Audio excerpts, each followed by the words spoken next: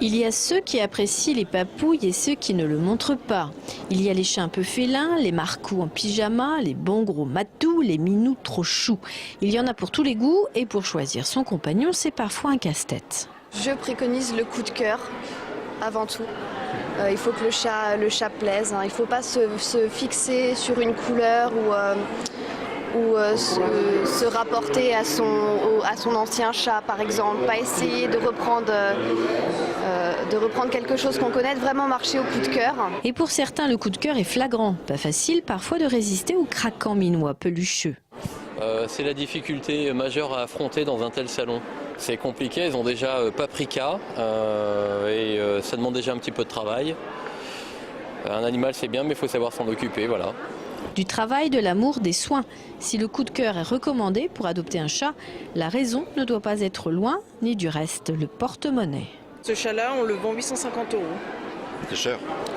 Pour un chat de race, non. Donc il faut un budget. Si on ne sait pas combien ça coûte, c'est simple, on va voir un vétérinaire et on demande combien coûte déjà simplement une vaccination, les vermifuges, combien de fois par an, les produits pour les puces, les tiques, la gale et tout ça, combien coûte l'entretien pour la nourriture, donc le minimum on va dire. Le premier salon international du chat avait accueilli 2800 visiteurs il y a 2 ans.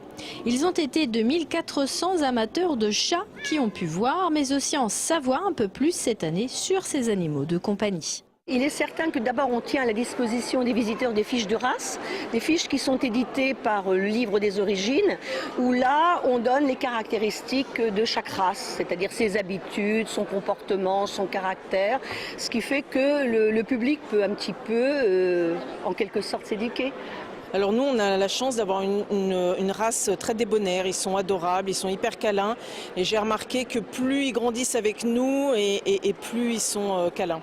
Si on les prend trop tôt, ils sont séparés de la maman et ils peuvent être plus peureux. Chartreux, chat de gouttière, bleu russe ou encore bengale, ce sont 26 races qui ont été découvertes ou redécouvertes ce week-end à Troyes.